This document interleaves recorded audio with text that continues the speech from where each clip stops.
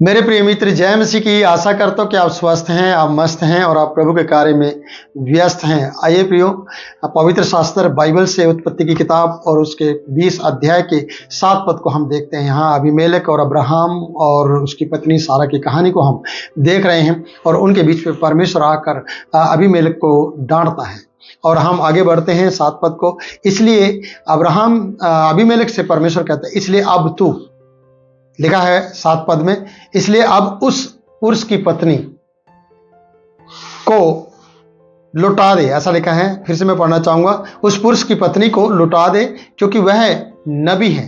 तो प्रियो, परमेश्वर उसे नबी कह रहा है। और मुझे अब्राहम के बारे में कहीं भी नबी का जिक्र मेरे सामने नहीं आया। जैसे कि हम सही तरीके से यूसुफ को देखते कि वो नबी का कार्य करता है, वो भविष्यवाणी करता है, वो ये कहता है कि अकाल पड़ेगा। दानियल को हम देखते हैं, यिर्मयाह को हम देखते हैं, यशायाह को हम देखते हैं ऐसे, और कहते हैं कि हम शाऊल को देखते हैं कि शाऊल भी नबी में से कहलाया गया। तो प्रियो, यहाँ पर हम ऐसे नबियों को देखते हैं, एलिया, एलीशा और आमोस और हिजकिय्याह, और हम ऐसे नबियों को देखते हैं। पर यहाँ परमेश्वर खुद अब्राहम को नबी कह रहा है। ये सोचने वाली बात है, थोड़ी गंभीर बात है कि इसके ऊपर कभी चर्चा करेंगे, वचन को छानबीन करेंगे और वचन से चर्चा करेंगे कि वो किस तरीके से नबी माना गया, परमेश्वर से नबी क्यों कह रहा है। क्योंकि परमेश्वर पहले से उससे सारी बातें बता देता है। जैसे कि हम अगर देखें तो एक झलक दिखती है कि अब्राहम को परमेश्वर ने वो बात बताई जो वो करने जा रहा था। इसलिए नबी को पहले से वो बातें पता चलती हैं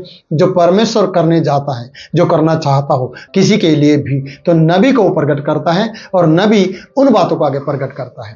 तो नबी, जब परमेश्वर ने अब्राहम को ये सारी बातें प्रकट की थी, तब अब्राहम ने कहा ठीक है, ओके, इट्स ओके, ठीक है, आप जो करो, आपकी इच्छा है, आप परमेश्वर हैं। ऐसा नहीं कहा। अब्राहम ने बीच बचाव के लिए आकर प्रार्थना की, और एक नबी को जब परमेश्वर कुछ कहता है तो वो प्रार्थना करता है और बाद में उन लोगों को भी सतर्क करता है कि तुम नाश न हो। जैसे हम योना नबी को देखते हैं कि उसने उन लोगों को जाकर सतर्क किया। पहले तो वो बचता रहा, पहले तो वो भागता रहा, लेकिन बाद में परमेश्वर ने उसे सही मार्ग पर लेकर आकर खड़ा किया और सही दिशा उसे दी और वो चला गया। और वहां जाकर उसने जो करना था, परमेश्वर को बताए हुए बात को बताना था, उसने बताया और सब लोगों ने घुटनों पर आकर पश्चाताप किया। सब लोगों ने टाट ओढ़ दिए और सब लोगों के प्रार्थनाओं के द्वारा नींद में बचा लिया गया। ये छोड़ दिया गया और परमेश्वर ने उन पर तरस खाया। वैसे ही परमेश्वर तरस खाने वाला है अब्राहम के ऊपर भी। इसलिए कहा वो नबी है, उसकी पुरुष की पत्नी को तू लौटा दे क्योंकि वो नबी है और तेरे लिए वो प्रार्थना करेगा। अब्राहम को पहली बार, है ना, दूसरी बार फिर से मौका मिल रहा है प्रार्थना करने का। अबीमेलेक को कहा जा रहा है, पहले उसने सदोम अमोरा के और लूत के परिवार के लिए, घराने के लिए प्रार्थना की है। पहले वो युद्ध लड़कर लूत को उन राजाओं से, कोदारला, अबीमेलेक जो भी लिखा है उसमें नाम, वहां से बचा कर लेकर आया था उन राजाओं को जो उसको लूत को और उसके लोगों को लूट कर लेकर चले गए थे। तो यहाँ लिखा है कि वो तेरे लिए प्रार्थना करेगा। दूसरी बार फिर हम देखते हैं, पहले युद्ध लड़कर बचा कर लेकर आया था, फिर उनके लिए प्रार्थना की गई है। अब तीसरी बात हम ये देखते हैं कि अबीमेलेक के लिए कौन प्रार्थना करेगा, जिसकी पत्नी को उसने रख लिया। वो नबी है और वो प्रार्थना करेगा। यहाँ पर लिखा है कि वो तेरे लिए प्रार्थना करेगा और तू जीता रहेगा, तू जीवित बच जाएगा। वो तेरे लिए प्रार्थना करेगा, तू जीता रहेगा। पर यदि तू उसको ना लौटाए, उसकी सुंदरता पर भरोसा करता रहे या उसकी सुंदरता के कारण उसे ना दे और युद्ध लड़ने की तैयारी करे कि मैं अब्राहम को मार दूं और ये मेरी पत्नी हो जाएगी, तो याद रख, अब्राहम को मारने से पहले या युद्ध लड़ने से पहले और ये विचार आने से पहले मैं तुझे मार दूंगा। परमेश्वर कहता है ये बात, क्योंकि परमेश्वर ने पहले ही कहा उसके कारण तुम मर जाएगा, क्योंकि वो सुहागिन है। तो प्रिय, यहाँ पर देखते हैं 7 पद के बी पार्ट और सी पार्ट में आते हैं कि वो प्रार्थना करेगा और तू जीता रहेगा, पर यदि तू उसको ना लौटाए तो जान रख कि तू और तेरे लोग निश्चय मर जाएंगे। तू भी और तेरे लोग भी, तेरा राजघराना, तेरे लोग सब नष्ट हो जाएंगे, मर जाएंगे अगर तूने ऐसा नहीं किया। तूने अब्राहम के पास जाकर उसकी पत्नी को नहीं लौटाया। तो कितनी बड़ी बात है कि परमेश्वर वो काम कर रहा है जो अब्राहम ने नहीं किया। परमेश्वर उसकी पत्नी को लौटा कर लेकर आ रहा है। जैसे कि हम इसहाक की पत्नी को उसका दास लेकर आया उसकी शादी के लिए, जीवन साथी के लिए। यहाँ परमेश्वर अब्राहम की पत्नी को किसी और से जो सुहागिन के रूप में या पत्नी के रूप में रख लिया था, उसको लेकर आया अब्राहम की पत्नी के रूप में, और फिर से उसकी पत्नी उसे सौंप देने का वादा करता है। तो यहां पर लिखा है निश्चय तुम मर जाओगे, तेरे लोग भी मर जाएंगे। प्रियो, कितना बड़ा डर है अबीमेलेक के लिए। वो कहता है कि तू निर्दोष जाति को भी घात करेगा, जिसने कोई पाप नहीं किया, जिसने कोई गलती नहीं की, जबकि अब्राहम की गलती है, अब सारा की गलती है कि उन्होंने खुद आपस में भाई बहन का रिश्ता बनाया और मुझे बताया, तो मैंने इसलिए रखा है। तो मैं आपसे विनती करता हूँ, परमेश्वर से बात कर रहा है, बात पे बात करते जा रहा है, कोई भी गड़बड़ यहाँ पर दिखाई नहीं दे रही है, और वो डरा हुआ है, बिल्कुल डरा हुआ है। मैं कहना चाहता हूँ डर परमेश्वर ने उसके अंदर पैदा कर दिया है। आइए हम 8 पद को भी देख लेते हैं। और सवेरे अबीमेलेक तड़के उठकर अपने सब कर्मचारियों को बुलाकर ये सब बातें सुना, और वे लोग बहुत डर गए। 8 पद को हम देख रहे हैं। उसने ये सारी कहानी बताई, उसने सारी बातों को अपने लोगों को बताया, और सारे लोग डर गए। जिन लोगों ने चर्चा की थी, जिन लोगों ने के द्वारा वो बुलाई गई थी, पूरा देश को पता चल गया, अरे परमेश्वर है इनके साथ। पूरे देश को पता चल गया कि हम मर जाएंगे। पूरे देश और राजा को पता चल गया कि हमें मार दिया जाएगा अगर इसकी पत्नी हमें वापस नहीं लौटाई। तो कौन उसकी तरफ आंख उठाकर देखेगा?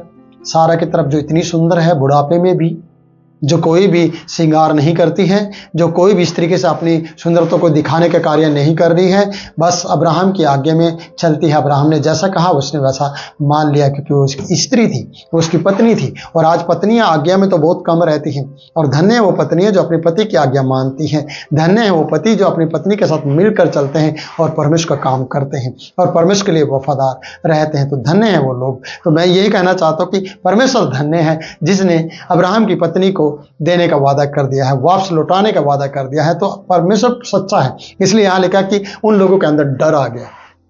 अबीमेलेक तो डरा हुआ था। उसने ये सारी बात को जो रात में उसके साथ बीता था, अपने लोगों को बुलाकर इकट्ठे करके सवेरे तड़के उठकर सारे कर्मचारियों को बुलाया और उन्हें बताया, और वो लोग डर गए। डरे हुए व्यक्ति क्या उसको सलाह दे पाएंगे? जो खुद डरा हो अबीमेलेक, वो क्या इनको सलाह देगा? भाई मैं तो नहीं देना चाहता, मेरा मन तो इस पर लग गया है, मैं तो नहीं ऐसे करूँगा। आज जवान बच्चे, बेटा बेटी क्या करते हैं?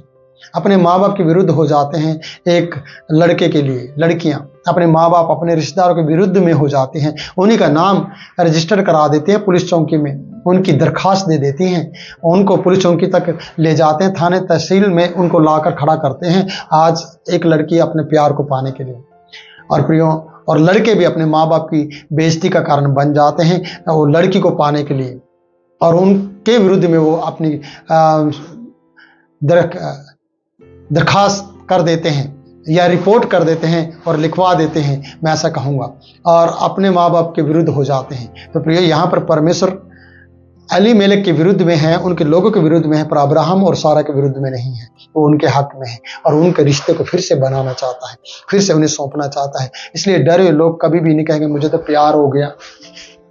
डरा हुआ राजा कभी अबीमेलेक नहीं कहेगा भाई तुम क्या करो, तुम मेरा साथ दो, आइए हम सर्वनाश करते हैं, आइए हम अब्राहम और उसके लोगों को नाश कर देते हैं और सारा को रखते हैं, क्योंकि मेरा दिल सारा पे आ गया है, क्योंकि वो अति सुंदर है।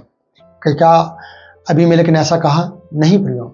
उसने जब लोगों को ये सारी बातें बताई तो लोग भी कुछ नहीं कह पाए, क्योंकि लोग कहते राजा हम तेरे साथ खड़े हैं और तू सब कुछ कर और इसको रख ले, हम वापस नहीं देंगे, ये तेरी रानी के लिए लायक है। तो ऐसा लोगों ने भी नहीं कहा। तो सोच के देखिए फिर कौन कहेगा? क्योंकि परमेश्वर ने जिसको डराया ना, जिसको धमकाया है, जिसको परमेश्वर ने दर्शन दिया हो और कहा हो भाई तू गलत करने जा रहा है, क्या वो गलत करेगा? वो बचेगा, वो बीच में चाव में आ जाएगा, वो खड़ा हो जाएगा इस बात के लिए कि वो परमेश्वर की बात को मानेगा। क्या आज आप परमेश्वर की बात को मानने के लिए तैयार हैं? क्या परमेश्वर के साथ अच्छा रिश्ता बिताने के लिए तैयार हैं? कि राजा अबीमेलेक भी उस बात के लिए तैयार हो गए कि नहीं मैं गलत नहीं करूँगा। और आज हम गलत पे गलत करते जा रहे हैं। वो किसी बहन के साथ गलत करने की कोशिश करते हैं, किसी भाई के साथ बहनें गलत करने की कोशिश करते हैं, शादीशुदा के साथ हम गलत करने की कोशिश करते हैं, और शादीशुदा मर्द के साथ गलत करने की कोशिश करती हैं और वो कर भी लेती हैं। तो प्रियो, ये परमेश्वर की नज़र में पाप है और परमेश्वर इन बातों के विरुद्ध में रहता है और वो विमुख रहता है इन सब बातों के, और वो आपको सर्वनाश कर सकता सकता है अगर आप कभी भी ऐसा करते हैं। तो ऐसा ना करें, बल्कि परमेश्वर की बात पर विश्वास करें। ये 10 मिनट आपके लिए आशीष का कारण बनेंगे। मैं विश्वास करता हूँ कि अगर आपकी ज़िंदगी में इस तरह के कोई पाप चल रहा है तो आप अपने आप को बचाइए और परमेश्वर के सामने सीधा हो जाइए और परमेश्वर आपकी मदद करेगा। तो प्रियो, इस वीडियो में सिर्फ इतना ही। अगले पद में हम जब 9 पद या 10 पद में जाएंगे तो हम नई बात को करेंगे। तो यहाँ अब तक इतना, और फिर मिलते हैं नई वीडियो में नई बात के साथ। तब तक के लिए मैं आपसे इजाज़त चाहता हूँ। जय मसीह की।